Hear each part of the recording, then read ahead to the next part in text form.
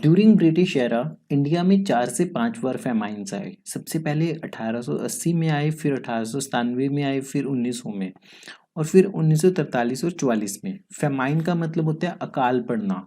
तो उस टाइम पे ब्रिटिश गवर्नमेंट ने फेमाइन कमीशंस बिठाए, मतलब कि अकाल आयोग, ताकि वो उस चीज के बारे में एक रिपोर्ट सबमिट करवा सके और कैसे रिलीफ देना है फेमाइन पीड़ितों को, अकाल पीड़ितों को कैसे रिलीफ देना है, इसके लिए उन्होंने फेमाइन कमीशंस बनाए।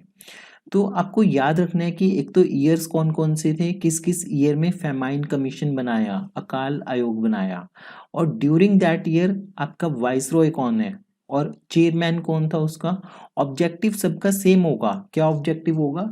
To give relief on the famine, या फिर सुजेशंस देना फेमाइन रिपोर्ट्स के ऊपर, या फिर इन्वेस्टिगेशन करना। तो ऑब्जेक्टिव्स आपको याद नहीं रखने, ऑब्जेक्टिव नाम से ही क्लियर हो जाएगा ऑप्शन को देखते ही।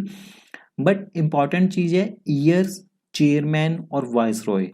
ईयर इसलिए इंपॉर्टेंट है क्योंकि ये क्रोनोलॉजी में पूछा जाता है। चेयरमैन काफी बार चेयरमैन के नाम से आ जाता है, जैसे वो पूछेंगे Lyall commission is related to police reform, civil services, education या फिर फेमाइन, तो वहां पे ये नाम इंपॉर्टेंट हो जाते हैं चेयरमैन्स के। वाइसरॉय का नाम इतना इंपॉर्टेंट नहीं होगा, पर हाँ मतलब ईयर अगर आपको पता है तो ईयर के अकॉर्डिंग वाइसरॉय पता होना चाहिए आपको। शुरू करते हैं। सबसे पहले इसमें ट्रिक क्या होगी आपके पास कि फेमाइन कमीशन है तो अकाल से रिलेटेड है, तो इसमें जितने भी चेयरमैन होंगे ना, हम उन सबको हंगर या फिर फूड से रिलेट करके देखेंगे। तो सबसे पहले 1880 की बात करते हैं। 1880 में आपके पास वाइसरॉय कौन था?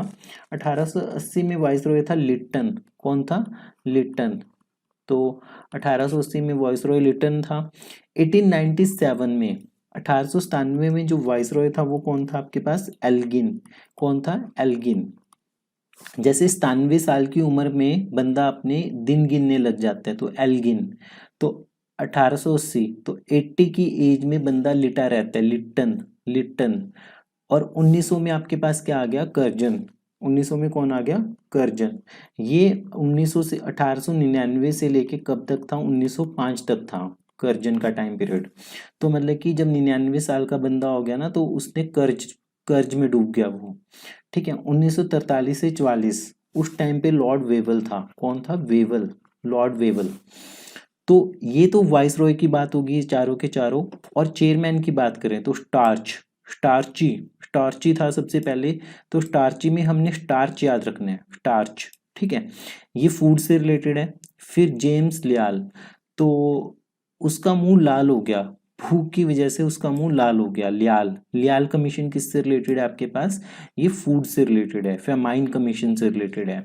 देन कर्जन के टाइम पे आपके पास आया एंथोनी मैकडोनल।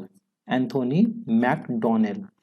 तो मैकडोनल्ड का बर्गर होता है, तो बर्गर और मैकडोनल्ड सेम सेम साउंड कर रहे हैं, तो यहां से हमारे पास क्या आ गया कि ये भी फेमाइन कमीशन से रिलेटेड है, मैकडोनल्ड। लास्ट आपके पास आया है जॉन वुडहुड। जॉन वुडहुड। तो अब कुछ भी ना मिला तो बंदा लकड़ियां ही खाने लग गया। ठीक है। कुछ भी नहीं मिला, ना बर्गर मिला, ठीक है, ना स्टार्च मिला, कुछ नहीं मिला खाने को, फेमाइन था, तो बंदे ने क्या किया? लकड़ियां ही खाने लग गया। तो जॉन वुडहुड। तो वेवल के टाइम पे डब्ल्यू से वेवल और डब्ल्यू से वुडहुड। ठीक है, ऐसे याद रख सकते हैं। कर्जन का सी और डी, मैकडोनल्ड। ठीक है। एल्गिन के टाइम पे लियाल आया था और लिटन के टाइम पे स्टार्ची कमीशन आया था।